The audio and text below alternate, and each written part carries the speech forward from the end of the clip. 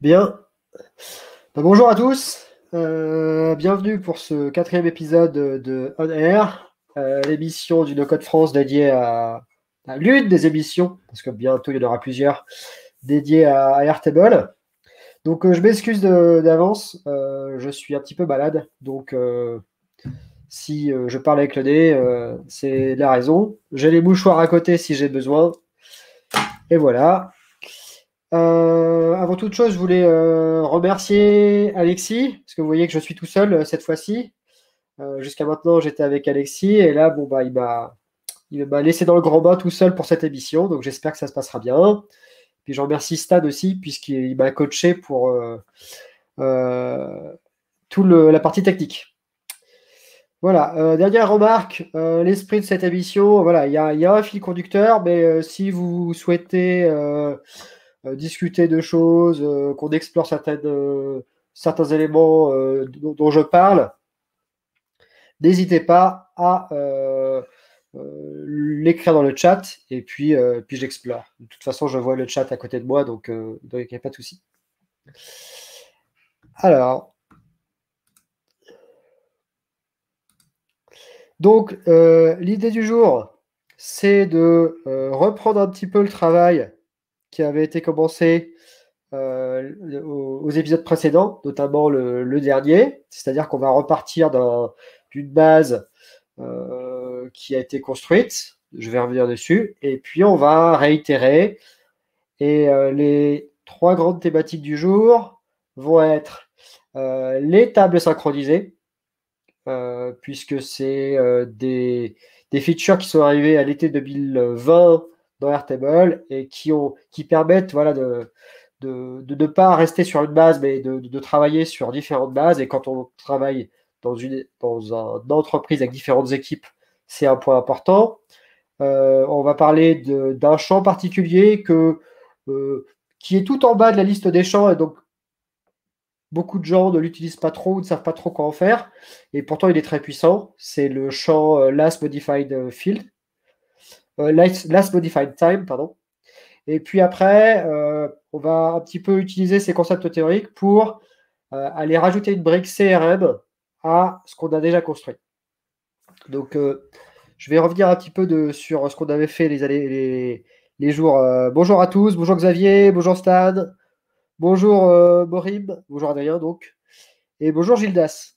Donc voilà, donc est-ce que vous voyez bien la base? Je pense que c'est assez bien. J'ai fait un zoom de façon à voir plutôt correctement. Ouais. Alors, donc c'était une base qui était partie d'un Excel en fait, où il y avait des lignes de vente, c'était des choses random, des lignes de vente de produits. Et donc on est parti de cet Excel, on l'a importé dans Airtable.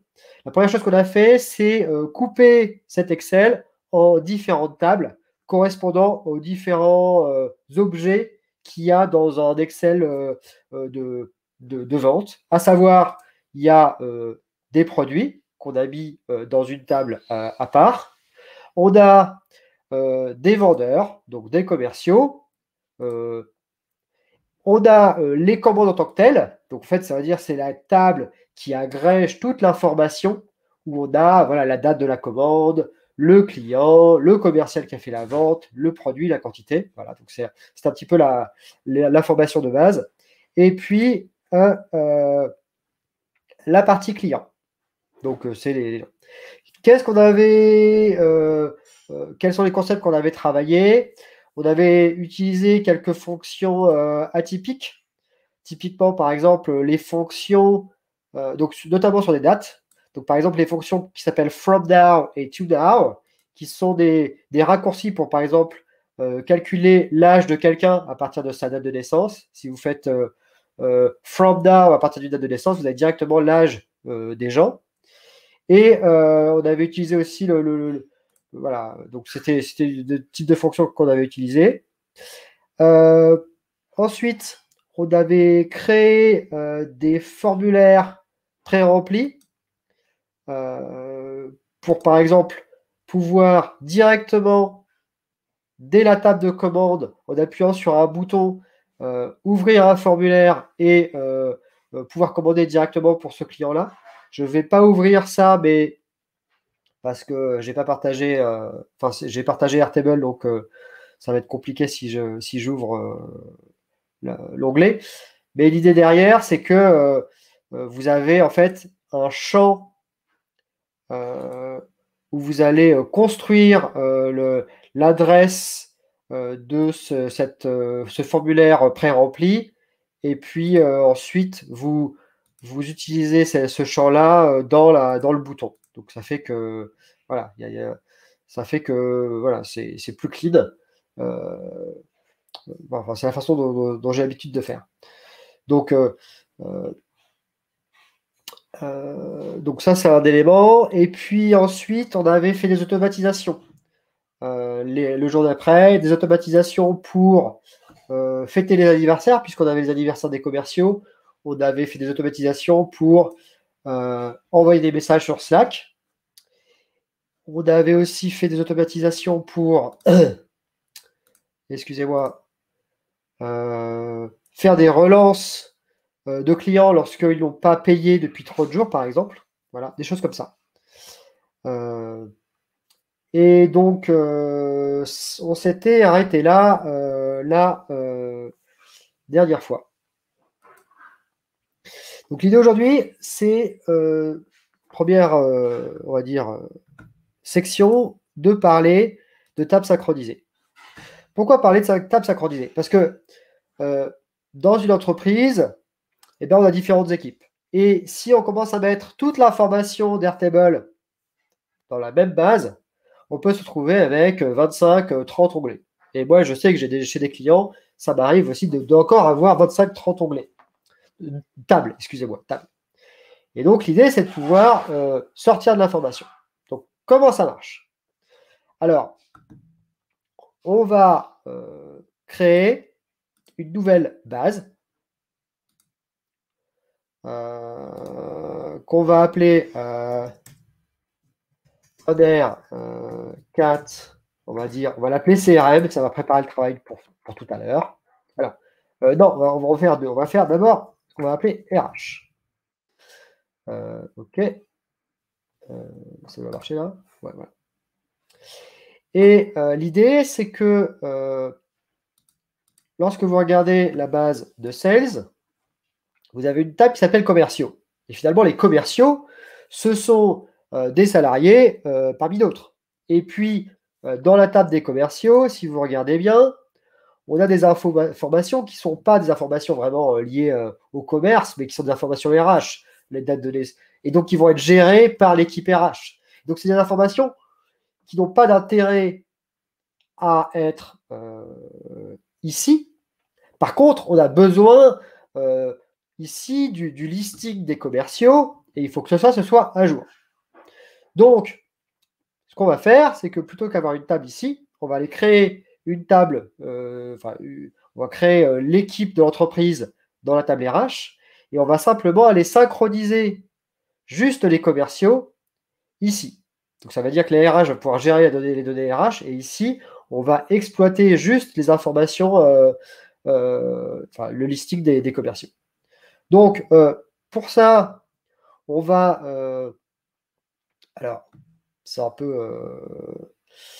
je me suis embarqué dans un truc un peu bordélique, mais bon. On va... Attendez.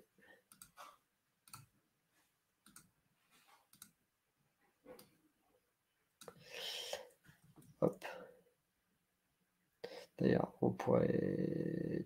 Est-ce que je peux la transférer? Non, je ne peux pas la transférer. Alors, on va l'envoyer dans notre table RH. Donc, on va faire un copier-coller bête et méchant de Dodo. Voilà. Et de date de naissance, d'ailleurs. Il fait ça bien. Voilà. Ici, on va mettre un champ, on va dire équipe. Donc, on va dire que eux, c'est des sales. On va tirer. Voilà. Et puis, ici, on va avoir Max, par exemple, qui va être dans l'équipe RH. Voilà. Et n'importe quand. Aujourd'hui, bientôt. Enfin, il est tout jeune. Donc, là, on a une table de l'équipe. Et donc, ce qu'on veut partager, c'est, on va aller synchroniser juste l'équipe, juste les gens qui font des sales. Donc, pour ça, il faut créer une vue spécifique. Et on ne partage pas une table, on partage une vue. Donc, on va créer une vue spécifique pour équipe sales. On va filtrer sur l'équipe, excusez-moi, l'équipe, voilà, on perd même des fautes, c'est génial. Équipe sales, et ça, voilà, on a une table et qu'on va pouvoir aller synchroniser. Pour synchroniser, alors ce qu'on peut aller faire, c'est directement ici de dire je veux, attendez, voilà, seed table, voilà. Donc on va choisir la base, c'est la toute dernière base qu'on a créée. Alors,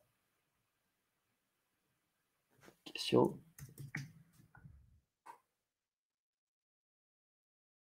Elle est où?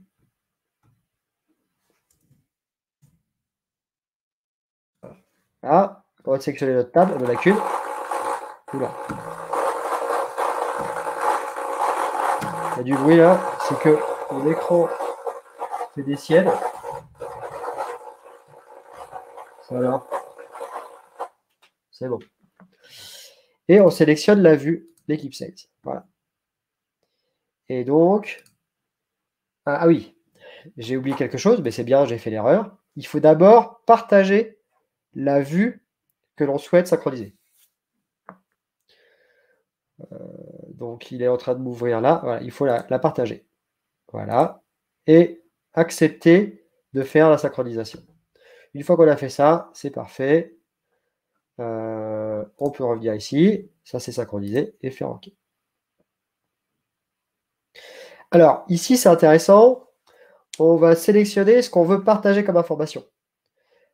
Et ça, c'est très important, par exemple, s'il y a des données confidentielles. Par exemple, je ne sais pas, la date de naissance des personnes, ça peut être considéré comme confidentiel. Donc, la RH, l'équipe RH a le droit de voir ces informations-là, mais peut-être pas l'équipe sales. Voilà, entre eux. Donc, l'idée, c'est que on puisse juste afficher ce qui est important. Donc là, en l'occurrence, on pourrait dire, je ne veux afficher que le nom. Voilà. Il n'y a que le nom qui est important pour les commerciaux. Ils veulent juste savoir qui ils sont. Donc, on crée la table. Voilà. Et donc là, on a une table synchronisée qui est redondante avec la table de nos commerciaux. D'ailleurs, on va peut-être aller chercher de l'information complémentaire. Je suis en train d'aller copier-coller.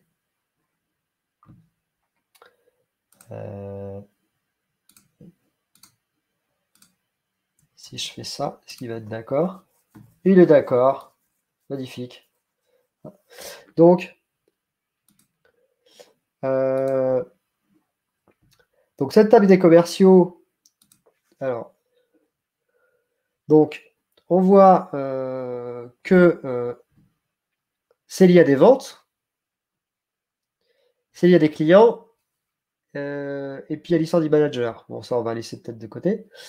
Mais en tout cas, si je supprime mes commerciaux là, je vais a priori, on va se dire, je vais tout casser. Et en fait, vous allez voir qu'on va tout reconstruire très facilement. Pourquoi? Parce qu'en fait, les noms qu'on a là, c'est exactement les noms qui sont ici. Donc, quand on va supprimer cette table-là, toutes les liaisons vont se transformer en champ texte. Vous allez voir. Donc, je supprime cette table-là. Voilà. Donc, si on regarde là, voilà, le référent n'est plus une liaison, mais un champ texte. Mais c'est la magie d'Airtable. Si je considère que maintenant, je veux relier à l'équipe sales, j'ai juste à faire ça. Et clac, on a recréé la liaison avec notre table synchronisée. Et on fait pareil pour les commandes. Voilà, c'est là.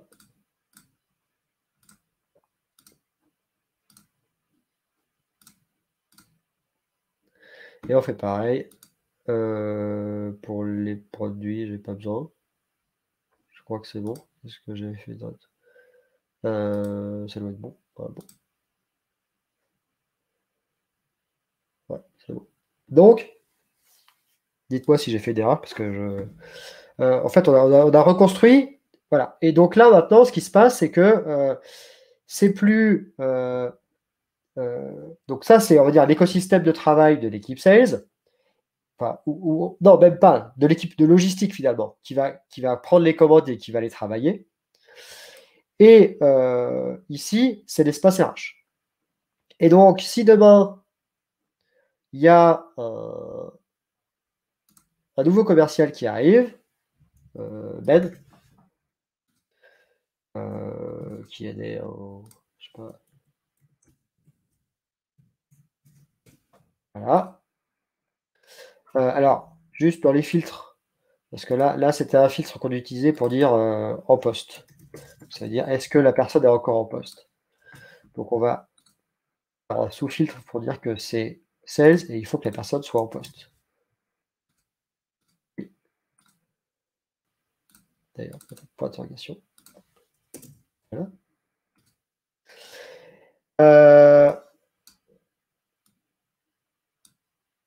Est-ce que vous voyez bien en fait?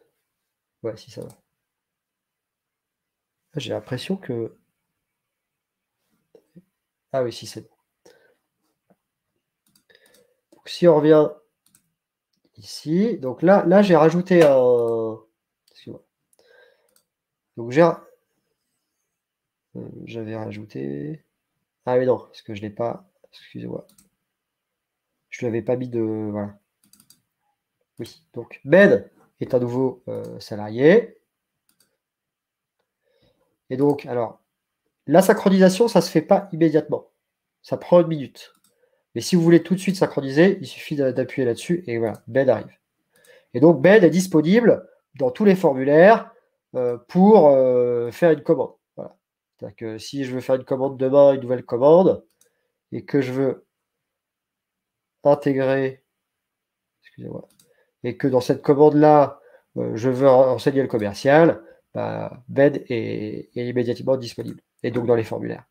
Donc ça permet voilà, de séparer bien l'information, de se dire la RH gère la partie RH. Si Ben demain s'en va, la RH a juste à mettre ça, et dans l'équipe sales, il va disparaître.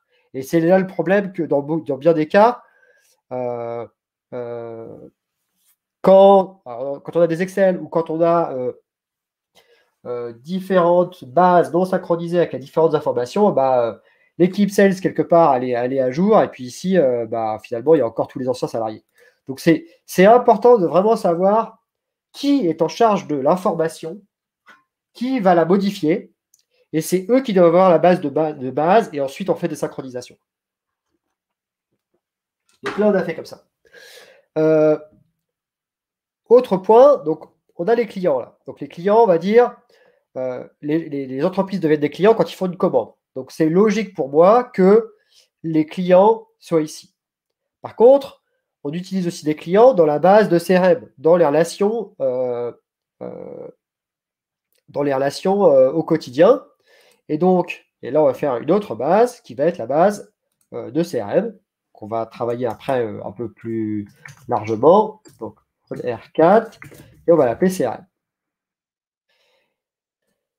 Et cette base-là, elle a besoin des clients, puisque c'est un petit peu la base des relations. Alors, on pourrait dire qu'il y a aussi les prospects, mais là, on va se restreindre aux clients. Et donc là, c'est pareil. On va finalement, alors, pas faire la même erreur que tout à l'heure. Ah, excusez-moi, vous ne voyez pas la base, là? C'est bien ce que je pensais. Hein. Voilà. Ah, excusez-moi. Là, ça marche, là? Ah, là, c'est mieux. Excusez-moi.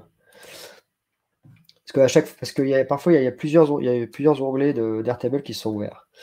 Donc, on veut partager la base client. S'il vous plaît, ouais. On veut partager la base client dans le CRM. Donc là, c'est très simple. On refait pareil. Share view. On valide. On va dans le CRM et on synchronise. Alors, si on veut aller plus vite, on peut même mettre le lien. Là, on va encore faire pareil. On va aller plutôt doucement. Donc, voilà. Oh, voilà. Excusez-moi.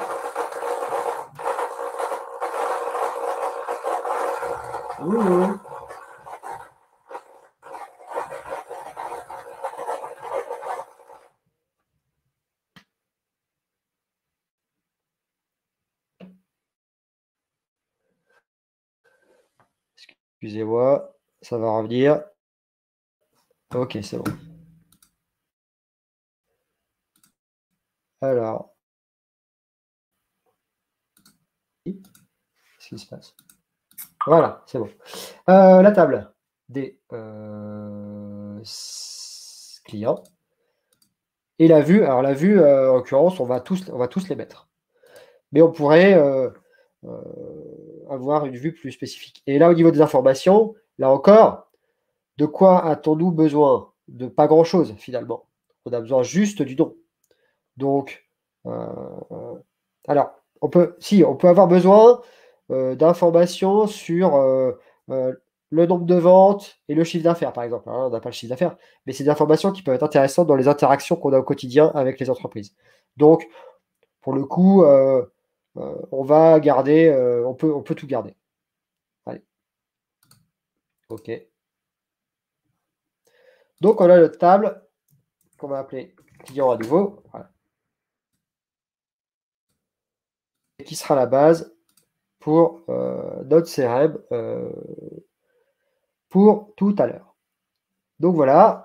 Donc pour résumer, l'étape synchronisée, c'est important à la fois pour les équipes opérationnelles et pour les managers.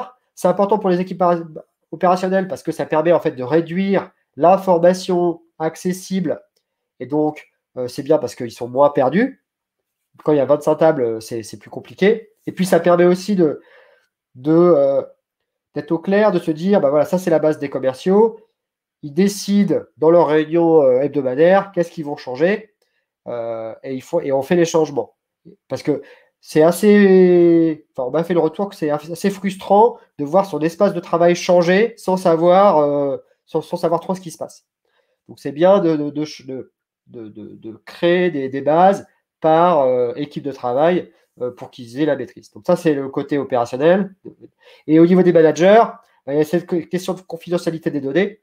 Et donc en synchronisant, on permet de rendre disponible juste une petite partie de l'information à certaines personnes. Voilà. Donc, c'est tout pour la partie synchro pour l'instant. Je vais changer le... Hop, voilà. Et on va parler un petit peu du champ Last Modifying Time. On va créer une table dédiée. Alors, qu'est-ce que c'est que ce champ? Le champ Last Modified Time, excusez-moi, c'est un champ qui se retrouve tout en bas, qui est ici, et qui, il y a le descriptif ici, qui montre en fait la date et l'heure à laquelle le record a été modifié. Alors, ça peut être soit sur la ligne complète, ou sur un ou plusieurs champs spécifiques. Ouais. Ouais, pour les automatisations, c'est super. Et donc, voilà, donc on va cliquer là. Donc, généralement, on appelle ça ouais, dernière modif. Et donc, soit on met tous les champs. Donc, ça veut dire que dès que là, je vais écrire hello, voilà, ça se met à jour.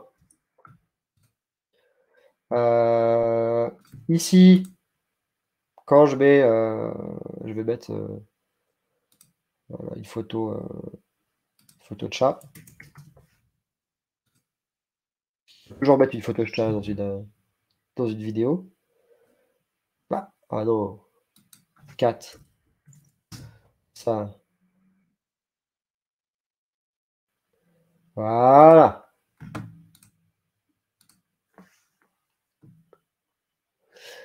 Et donc là, ça devrait changer, encore une fois. Voilà. Donc là, on a vu que ça a changé à chaque fois. Et si, par contre, ici, on spécifie que c'est champ, par exemple, le champ attachment seulement,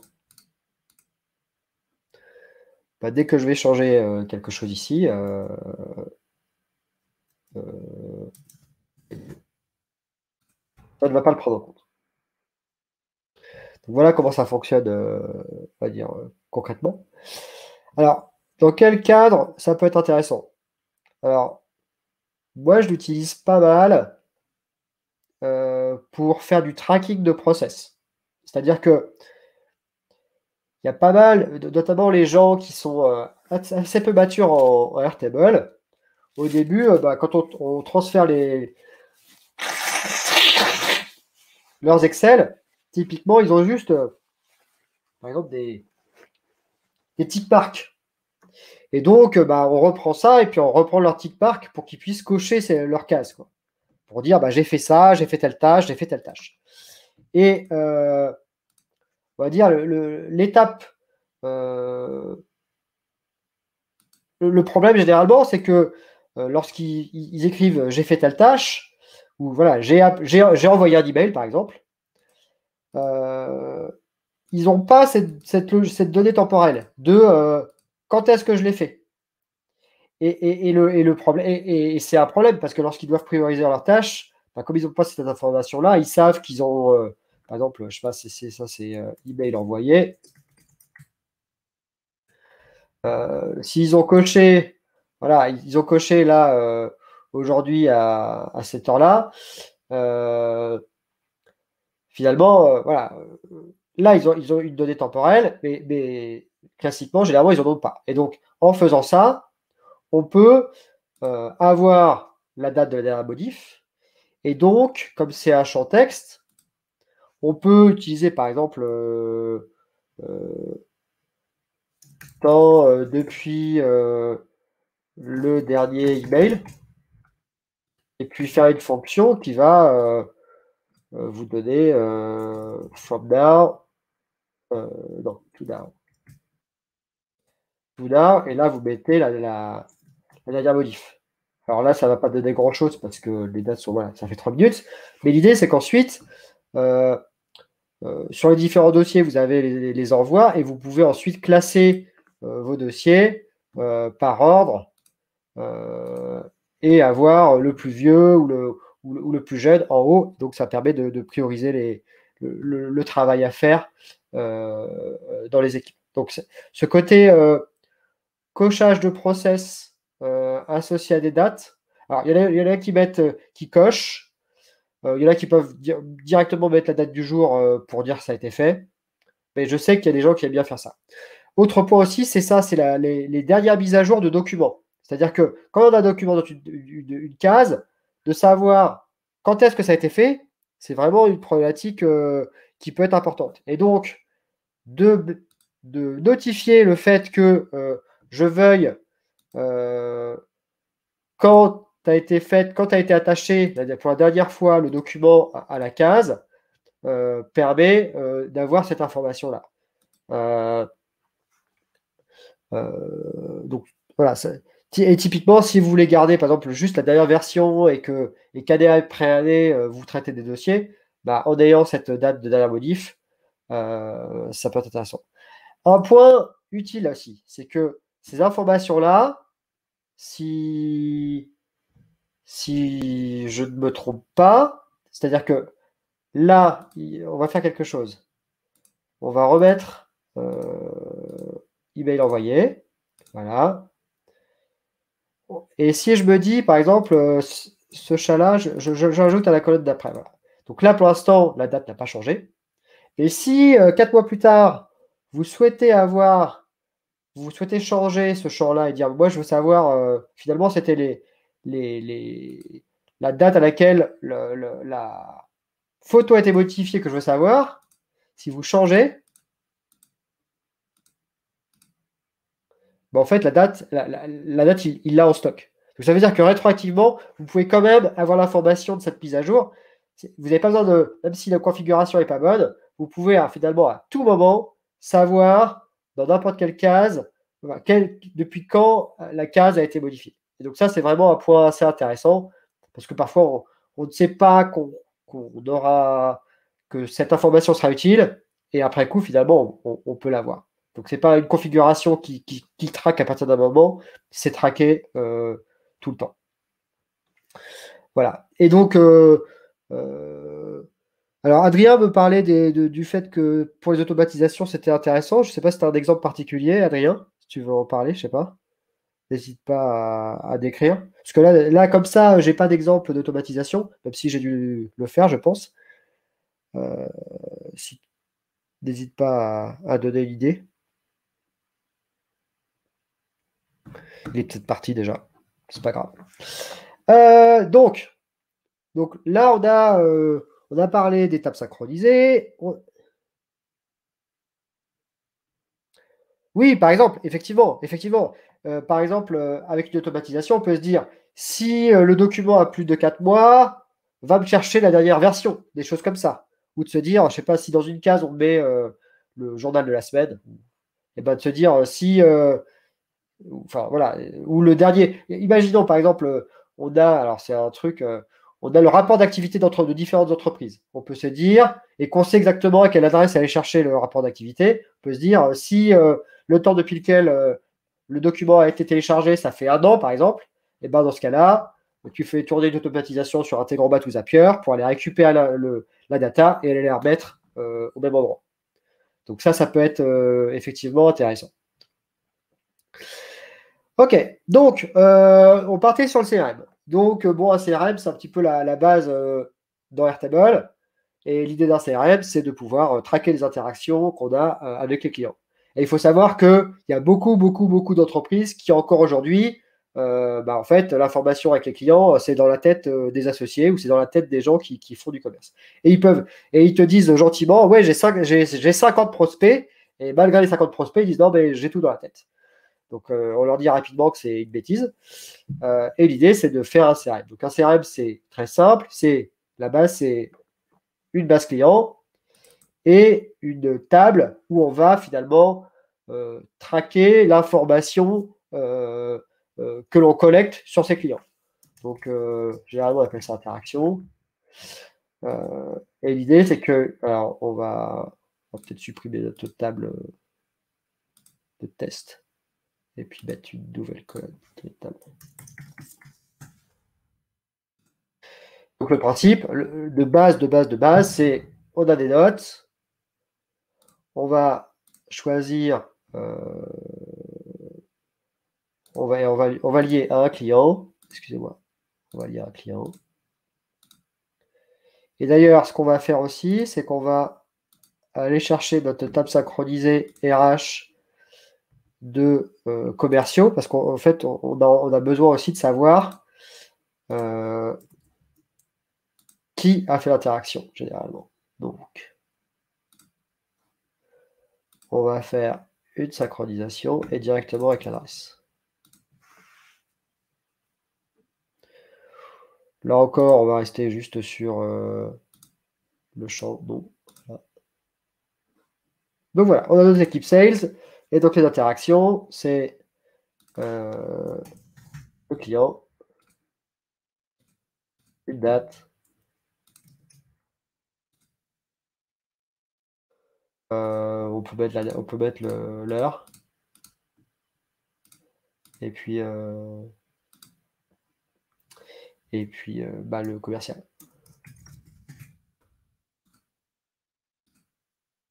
Ok. Et donc typiquement, ce qui se passe, c'est qu'on crée un petit formulaire qui rassemble alors le nom, non, mais typiquement le commercial qui doit juste mettre le nom du client, qui met sa petite note, qui met, alors c'est pas statut. Alors, on peut changer directement les éléments ici. C'est date de l'interaction ou date interaction. Il faut éviter un petit peu les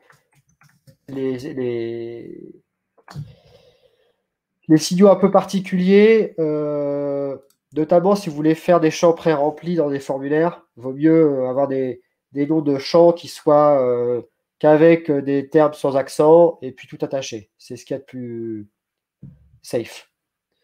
Voilà, donc là on a notre formulaire et donc classiquement, alors là vous ne voyez pas, mais bon, je vais remplir et vous allez voir arriver une interaction dans la case. Je choisis mon commercial, je choisis mon client, la date, et puis c'est un test. Ok. Donc là, on a un listing. Ça, c'est, ouais. Alors là, généralement, là, les noms des champs, on aime bien que ce soit des fonctions qui soient une synthèse de l'interaction. Donc typiquement, moi j'aime bien mettre la date. J'aime bien mettre juste la date. Alors, s'il y a un champ qui dit le type d'interaction qu'il y a eu, j'aime bien le mettre. Voilà, on va mettre juste la date. Et comme toujours, on va mettre une fonction dedans pour définir le format. Voilà. Hop. Voilà, vous avez la date. Et donc, cette interaction apparaît dans la nouvelle colonne d'interaction des clients. Alors, ce qui se passe, c'est que donc, ces tables ont des usages très différents, enfin, de ce que j'en ai vu dans les entreprises. C'est-à-dire que une table d'interaction, c'est finalement le listing de toutes les interactions qui ont eu lieu, voilà, enfin, de façon chronologique. Alors, attendez, est-ce que je peux plus... Ouais. Et donc, c'est des tables que apprécient les managers. Parce que typiquement, on peut faire une table interaction du jour. Et donc, ils peuvent voir tout ce qui s'est passé dans la journée, quel que soit le commercial, quelle que soit l'entreprise, et ils ont cette synthèse. Alors ça, mais les commerciaux, généralement, ça les embête de travailler là-dedans. Et donc, ce qu'ils aiment bien avoir, c'est pour chaque client, alors on va cacher un petit peu tout, idle. Ce qu'ils aiment avoir, c'est un peu un résumé pour chaque client des interactions. Et donc, bon, pour L'Oréal, donc ce qu'on va faire par exemple pour L'Oréal, c'est qu'on va dupliquer, on va faire plusieurs interactions, une aujourd'hui, une la semaine dernière, et une il y a. Voilà. Et on va dire que c'est par an qu'il a fait. Donc, dans les clients, on a d'autres interactions. Et donc, ce qu'on veut permettre aux gens, c'est de pouvoir voir ces informations-là. Donc, ce qu'on fait généralement, on va créer une synthèse de l'interaction, donc une fonction. On va concaténer les informations importantes. Donc, on va dire, il va y avoir, non, la date de l'interaction. Voilà. Ensuite, on va concaténer.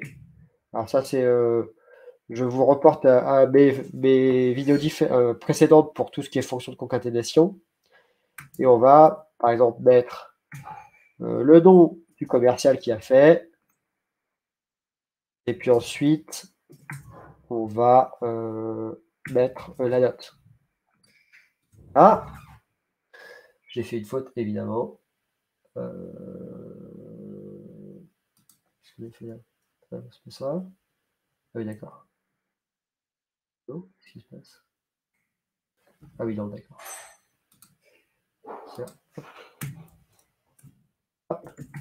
Ah.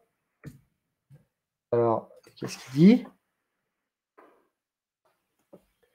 Dans la table client ici, non, tu ne peux pas les ajouter. Mais pour moi, c'est normal parce que le critère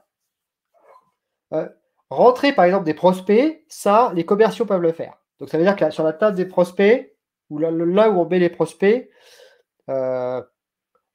alors, ce qu'on peut faire si on veut leur donner la main pour rentrer des nouveaux clients, on peut leur donner un formulaire. Mais l'idée, c'est que quand même, l'information de base des clients soit dans la table des commandes parce que, par définition, un client, c'est quelqu'un qui a fait une commande, selon moi. Voilà. Et donc, c'est eux qui ont l'information et les commerciaux n'ont que la partie synchronisation. On peut dire que c'est eux qui vont rentrer le fait qu'il y a un nouveau client. Donc ça peut se faire via un formulaire ou via une automatisation dans la table des prospects. Mais moi personnellement, je préfère structurer comme ça. Et ce qui est intéressant aussi, c'est que peut-être que c'est le commercial qui va renseigner le fait qu'il y a un nouveau client. Mais juste après ça, les premières informations dont on va avoir besoin, c'est des informations justement sur à qui on envoie les bons livraisons, à qui on envoie pas mal de documentation. Et donc, c'est bien que ce soit la logistique qui reçoive cette information que, il y a un nouveau client, et qu'ils aient la main sur la table pour directement renseigner les informations sur ces choses-là. Donc typiquement, alors, si on faisait les choses bien, il faudrait que le commercial qui rentre... Alors ça, c'est une grande question. La séparation table prospect, table client, c'est une grande question. C'est une grosse problématique. J'ai commencé par avoir tout dans la même table. Et maintenant, en fait, je suis encore en dilemme là-dessus. Parce que depuis quelques mois, je sépare la table des clients et des prospects et j'ai même une table établissement. Donc en fait, tu as l'information. Oui, alors effectivement, tu peux avoir des vues différentes, mais en termes de champ, oui, oui, je veux dire, en termes de praticité, c'est beaucoup plus pratique. Effectivement, tu passes de prospect à client, tu as des vues différentes. Et tu peux avoir finalement dans ta table tous les champs du prospect et tous les champs de la logique client. Et actuellement, j'ai quand même pas mal de problèmes liés au fait d'avoir deux tables là-dessus. Mais ouais, je me pose ces questions-là, vraiment. J'ai pas de réponse. Il doit y avoir des aspects, enfin, il y a peut-être des gens experts en base de données qui disent non, il faut toujours les mettre dans la même table. Ou peut-être effectivement ce qu'on pourrait faire. Enfin, voilà, je sais pas. Ah bah voilà, merci Guillaume. Euh, Oui, parce qu'en fait, le niveau d'information que tu as entre les prospects et clients n'est pas le même. Effectivement, sur un prospect, tu as juste le nom peut-être du, du commercial ou du chef de rayon. Alors moi, je parle beaucoup d'agroalimentaire parce que c'est là dans lequel je travaille. Et après, tu as beaucoup plus de données. Euh, J'avoue que faire un débat sur la RGPD, sur Airtable, et si Guillaume est un expert, on serait très heureux de le recevoir ici pour discuter des RGPD et de comment on s'ajuste là-dessus. Je vais avancer un petit peu pour vous parler un petit peu de... Parce que je vous ai parlé de CRM avancé, mais pour l'instant, on est au CRM de base. Donc, on a créé Ah, excusez-moi. Pourquoi il n'a pas pris le thème? Ah oui, parce que je n'ai pas mis le format. C'est pour ça.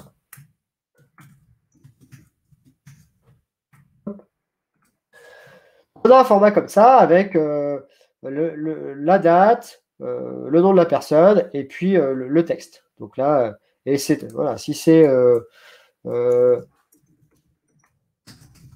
tout c'est bien passé, voilà. Voilà, tout se met à jour ici. À noter que dans ces champs-là, on peut mettre ce qui s'appelle du markdown, c'est-à-dire qu'on peut formater un petit peu le texte. Et par exemple, si on veut sauter des lignes, oula, j'ai fait une bêtise. Si on veut, voilà, pardon. Qu'est-ce que j'ai fait là? Si on veut mettre. Ah oui. Si on veut sauter des lignes, on peut avec anti-slash n, par exemple. Si je clique là-dessus, vous allez voir, c'est pas pareil ici que là. Donc ça permet d'avoir un petit formatage. Enfin, si, c'est la même chose parce que si j'enlève l'anti-slash n, par exemple, vous allez voir, hop, on revient là, tout est en ligne. Donc si vous voulez formater les docs, voilà. Mais effectivement, pour les CRM de TPE où il y a peu d'informations et tout ça, ça va. Mais par exemple, effectivement, moi, l'une des motivations aussi à séparer, c'est que quand tu commences à avoir beaucoup, beaucoup de clients, beaucoup, beaucoup de prospects et beaucoup, beaucoup d'interactions, tu commences à avoir des bases où il peut y avoir 20, 30 000 records. Et donc là, tu es obligé de voir comment faire. Alors, tu peux faire des archives, mais nous, on a décidé de séparer. Enfin, dans une des missions. Alors, donc là, on a fait la synthèse. Et donc, si on veut avoir une petite synthèse, on peut faire. Donc, ça, c'est le niveau 1, on va dire, enfin, du CRM. On peut faire un roll-up. Donc, ça, c'est. Il va aller chercher toutes les informations, donc toutes les synthèses.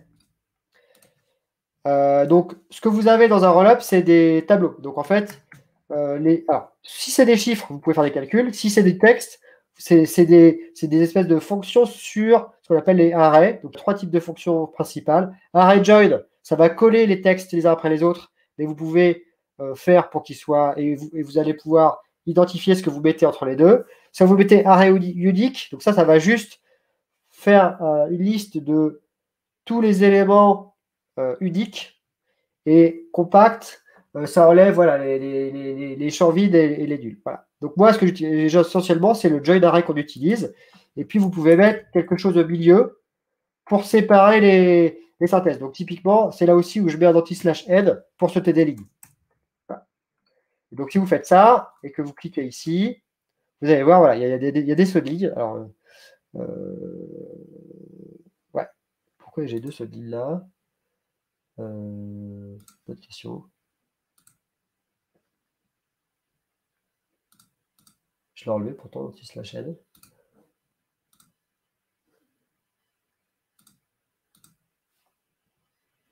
Je ne sais pas pourquoi j'ai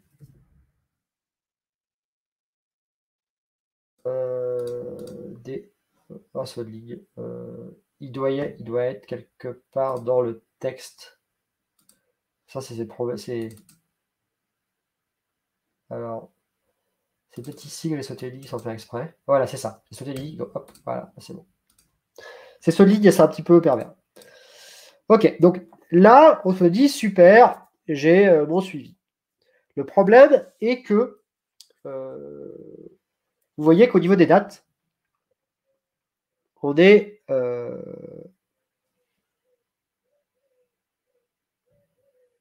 alors là, ce qui se passe, c'est que c'est pas logique, mais ils apparaissent dans l'ordre de création.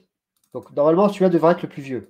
Donc on va dire, celui-là, il est de avril, celui-là, il est de septembre, et puis, enfin, on va se dire qu'on est dans le futur, celui-là, on est d'octobre. Bon, voilà.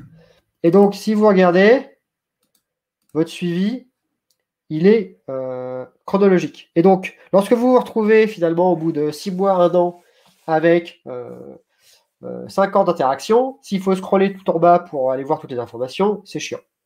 Donc, on a envie que ce soit dans le sens inverse. Donc ça, c'est un premier point. Et ça,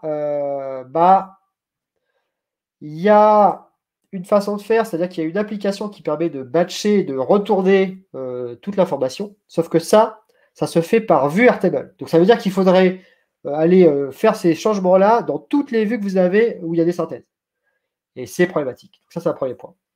Et puis, il y a un client cet été qui m'a dit Julien, t'es gentil avec tes synthèses, mais moi, je veux pouvoir les modifier, tes synthèses, directement là, quoi. J'en ai marre de voir. Enfin, j'ai pas envie d'aller dans l'interaction pour modifier ça. C'est très bien d'avoir mon listing, mais moi, je veux pouvoir modifier aussi ici. Donc, on a deux problèmes. Et en fait, pour résoudre ces deux problèmes, eh bien, il y a les automatisations.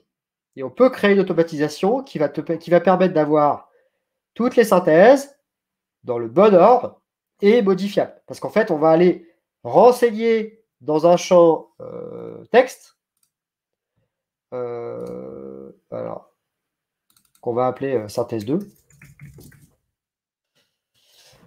tout le suivi. Donc, je ne sais pas si on aura le temps de le faire, de tout faire, mais on va essayer. Alors, donc, ce qu'on doit faire, c'est qu'on doit aller chercher, donc, c'est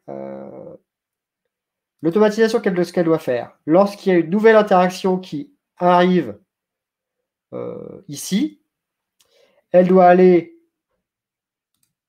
chercher le client correspondant, chercher la synthèse déjà existante, et elle doit aller coller au-dessus la synthèse qu'on a faite ici, simplement.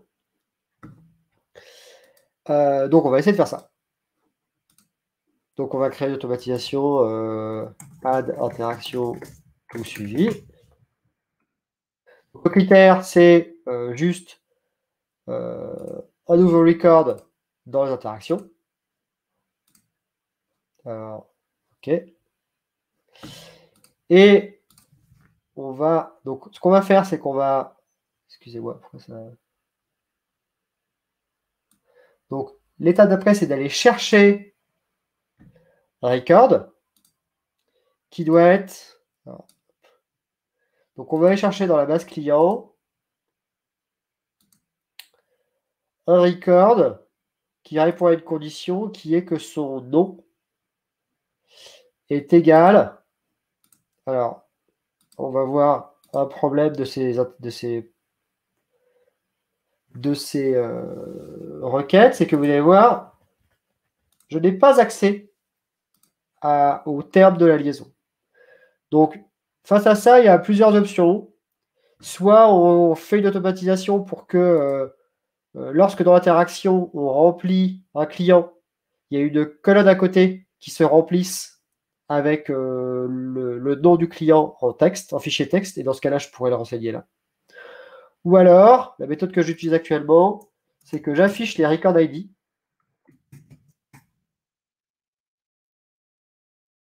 On va aller vite, on va y arriver. Et dans les clients, je rassemble les listes des interactions IDs. Enfin, lookup. D'ailleurs, s'il y a des gens qui ont une méthode mieux pour faire ça, je suis content. En fait, là, vous avez le listing des ID. Pourquoi on fait ça? Parce qu'en fait, lorsque, vous allez voir, lorsqu'on a de l'information, la toute première information qui est accessible et qui est toujours accessible, c'est le record ID de la ligne. Donc, ce qu'on veut, c'est qu'on cherche dans la table des clients celui qui, dans le champ des ID interactions, contient l'ID de l'interaction qui vient d'être créée. Et donc, si on clique là, donc là, dans là, le client, alors on ne le voit pas, je sais pas pourquoi. Il n'y a pas de client. Peut-être qu'il n'y a pas de client. Attendez. Ça doit être... c'est celle-là. Mais donc, le client, on ne le voit pas. Mais ici, voilà, c'est le réel. Donc, on l'a capté. Et donc, ensuite, comme on a le record de L'Oréal, on va pouvoir faire ce qu'on voulait faire, c'est-à-dire update record. Donc, on est dans la table des clients. Le record ID de L'Oréal, on va le trouver ici. Alors, c'est une liste d'ID, mais en fait, il n'y en a qu'un, parce que notre interaction, elle n'est reliée qu'à un client. Et puis, on va aller faire donc synthèse 2. On va lui dire que c'est égal à... Donc, on veut en haut le suivi, et on veut en dessous l'existant, que l'on a dans la deuxième étape. C'est aussi ça l'intérêt d'avoir fait la recherche de la deuxième étape. Voilà. Et donc là, on est bon. Et donc, si je clique, vous allez voir ici, j'ai ma synthèse, et elle est modifiable. Et si je reclique une deuxième fois, comme s'il y avait une nouvelle interaction, voilà. Ah oui, d'accord, j'ai compris. Ok. Bon, on va faire OK. Donc là, ça marche. Et donc, on va remplir une interaction et vous allez voir que ça va se rajouter comme il faut au-dessus. Donc, le commercial, on va changer le commercial, par exemple. Ça, vous ne voyez pas, je suis désolé. Le client, on va reprendre L'Oréal. La date, c'est-à-dire que c'est une date dans le futur, c'est pas grave. Et nouvel essai.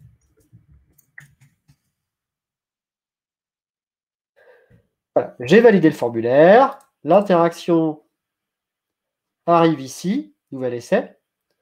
Vous allez voir que ça renaît à 13h56. Et au niveau des clients, vous avez le nouveau qui est apparu au-dessus et qui est modifiable. C'est-à-dire que moi, je peux mettre cool. Voilà. Donc, ça permet de rajouter l'information si vous en avez oublié et d'avoir ces données en antichronologique. Donc, ça, ça marche bien. Alors, c'est lié à l'automatisation. Donc, c'est quand même une source potentielle d'erreurs, de bugs. Enfin, ça peut arriver. C'est moins robuste qu'un roll-up où là, c'est une connexion directe entre l'information qu'il y a ici et l'information qu'il y a là. Mais ça a aussi des avantages, c'est-à-dire qu'une fois qu'on a fait ces copies, si un jour dans la table d'interaction, il y avait beaucoup trop d'interactions, vous pouvez potentiellement les supprimer, vous ne perdrez pas toute l'information liée au client. Voilà. Et donc, tout ça pour dire que les commerciaux, ils aiment plutôt travailler sur la table des clients, et donc ils sont contents d'avoir à la fois la synthèse et être en capacité de les modifier, et en étant antichronologie. Voilà, donc c'est un petit peu tout ce que je voulais vous montrer au niveau des petites astuces pour le côté CRM un peu avancé. Ça, c'est un petit peu ma nouveauté de l'été qui change pas mal la donne. Je ne sais pas si tout le monde fait ça sur ses CRM actuellement, donc c'est pour ça que je voulais vous montrer ça. Je ne sais pas s'il y a des questions avant de clore cette petite session. D'ailleurs, j'avais oublié de changer la bannière à CRM. Voilà, bon, c'est pas grave. Bon, en tout cas, merci à tous. Si vous avez des idées pour les prochains streams, n'hésitez pas à m'envoyer un message sur Slack. Voilà. Et puis, dans tous les cas, on se retrouve le premier mardi du mois d'octobre pour une nouvelle session d'1 heure. Et ce sera cool. Et d'ailleurs, si vous par exemple, si là on parle de CRM, si vous voulez qu'on aborde ma vision, encore une fois, c'est qu'une certaine vision de certains types de projets, je sais pas, des process ou des choses un peu particulières, n'hésitez pas. Je commence à voilà, j'ai déjà fait une quinzaine de missions, donc j'ai quand même vu quelques projets. Donc, si ça m'intéresse aussi de partager avec vous sur des projets que vous avez fait vous et de voir quelles pourraient être les bonnes pratiques à faire émerger, qui est un point important en no-code, parce qu'aujourd'hui encore, on n'a pas assez d'expérience pour se dire il faut faire ça comme ça ou comme ça. Ça tâtonne encore beaucoup. Voilà, donc merci à tous, et puis je vous laisse avec la vidéo de fin de la nouvelle charte graphique de No Code France qui va être officialisée dans les prochains jours. Salut!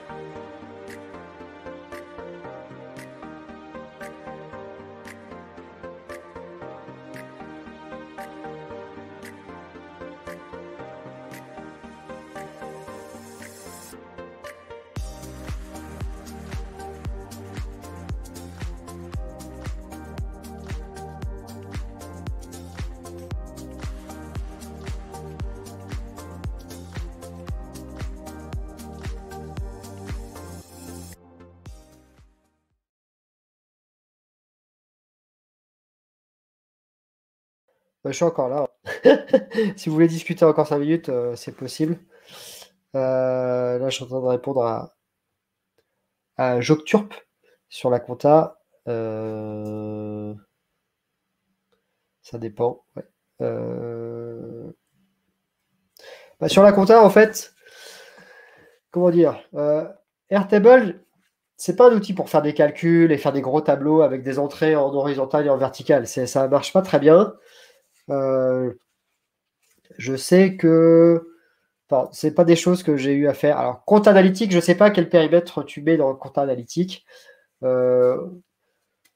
ce qu'on fait, alors je commence à travailler avec des cabinets d'experts comptables, donc je pourrais te dire jusqu'où on peut aller, mais mettre des achats avec des numéros de compte, ça doit être possible évidemment. Après, encore une fois, c'est au cas par cas. Je suis pas expert en compta analytique, donc je peux pas te dire jusqu'où on peut aller, voilà, très clairement. Bon, je vous laisse. N'hésitez pas à m'envoyer des messages sur Slack, puis on peut se faire des vidéos en one-to-one si vous souhaitez, avec grand plaisir. J'adore parler de tout ça, donc c'est vraiment un plaisir. Allez, au revoir!